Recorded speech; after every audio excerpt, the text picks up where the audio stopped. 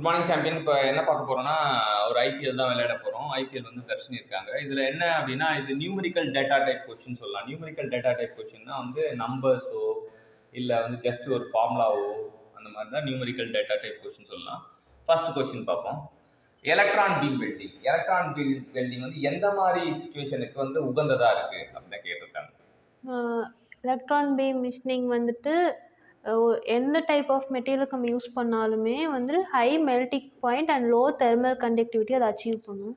So high melting point இருக்க மெட்டீரியலும் low thermal conductivity இருக்க material தான் எலக்ட்ரான் பீம் வெல்டிங் பண்ணுறதுக்கு உகந்ததுன்னு சொல்கிறாங்க. அடுத்தது எலக்ட்ரோ டிஸ்சார்ஜ் மிஷினிங் வந்து சர்ஃபேஸ் ஃபினிஷ் எப்போ பெட்டராக கிடைக்கும், எந்த கண்டிஷனில் சர்ஃபேஸ் ஃபினிஷ் பெட்டராக கிடைக்கும் கேட்டிருக்காங்க.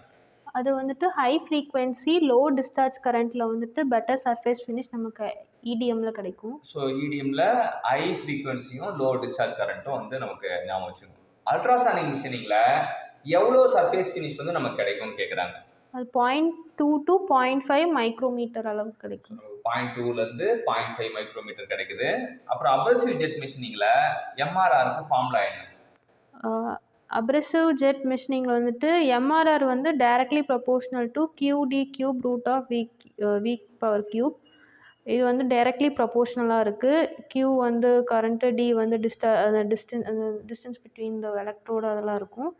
வி வந்து வெலாசிட்டி ஆஃப் தி அந்த நம்ம டூல் எப்படி வருது. எம்ஆர்ஆர் வந்து proportional to QD cube square root of V cube சொல்லியிருக்காங்க. அப்புறம் average frequency of spark in EDM அது எவ்வளோ இது பண்ணுதுன்னா 10,000 ஸ்பார்க்ஸ் பர் செகண்ட் நமக்கு 10,000 ஸ்பார்க் ஒரு செகண்ட்ல 10,000 ஸ்பார்க் கிடைக்குது அப்படின்னு தான் இது. அப்புறம் அல்ட்ராசானிக் மிஷினிங்ல ஃப்ரீக்வன்சி ஆஃப் ஆசிலேஷன் எப்படி இருக்கும்? அபோவ் 15 கிலோஹெர்ட்ஸ் நமக்கு கிடைக்கும்.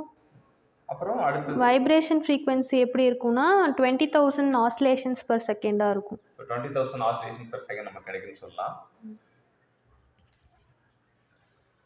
அடுத்தது இடிஎம்ல ஃப்ரீக்வன்சி ஆஃப் டிஸ்சார்ஜ் ஆசிலேட்டர் கண்டுபிடிக்க ஃபார்முலா என்ன? 1/2π அதுதான் வந்துட்டு ஃப்ரீக்வன்சி ஆஃப் டிஸ்சார்ஜ் ஆசிலேஷனோட formula. Frequency of discharge oscillator வந்து 1/2π ஸ்கொயர் ரூட் ஆஃப் எல்சி சொல்றாங்க. அல்ட்ராசானிக் வேவ்ஸ் வந்து ஃப்ரீக்வன்சி ஆஃப் நான் டெஸ்ட்ரக்டிவ் டெஸ்டிங்ல எவ்வளோ யூஸ் பண்ணுவாங்க? அல்ட்ராசானிக் வேவ்ஸ்ல ஃப்ரீக்வன்சி என்னன்னு கேட்டிருக்காங்க. 0.5 மெகாஹெர்ட்ஸ் டு 10 மெகாஹெர்ட்ஸ் வரைக்கும் யூஸ் பண்ணுவாங்க. So in terms of megahertz சொல்லும்போது 0.5 மெகாஹெர்ட்ஸ் வந்து 10 மெகாஹெர்ட்ஸ் வரைக்கும் சொல்லியிருக்காங்க. Plasma arc மிஷினிங்ல input value of வோல்டேஜும் இன்புட் வேல்யூ ஆஃப் ஆம்பியரேஜும் என்ன? இன்புட் வேல்யூ ஆஃப் வோல்டேஜ் வந்து 10 to 50 வோல்ட்டு. இதுவே வந்துட்டு கரண்ட் வேல்யூ எவ்வளோன்னா 100 to 300 ஆம்பியர் வரைக்கும் கொடுப்பாங்க. அடுத்தது பிளாஸ்மா ஆர்க் மிஷினிங்ல டெம்பரேச்சர் எவ்வளோ டெம்பரேச்சர் ஜென்ரேட்டட் ஆகிறது எதிர்பார்க்கலாம்? 11,000 to 28,000 டிகிரி வரைக்கும் நம்ம டெம்பரேச்சர் வந்து நம்மளால ஜென்ரேட் பண்ண முடியும். இதுக்குள்ளே high temperature plasma arc machining தான் ஜென்ரேட் பண்ணோம். பவர் சப்ளை எந்த மாதிரி இருக்கும்? பவர் சப்ளை வந்துட்டு கரண்ட் வேல்யூ வந்து எவ்வளோ கொடுப்பாங்கன்னா 100 to 600 ஆம்பியர் கொடுப்பாங்க. இதே வோல்டேஜ் வந்துட்டு 50 to 200 வோல்டேஜ் வரைக்கும் கொடுப்பாங்க.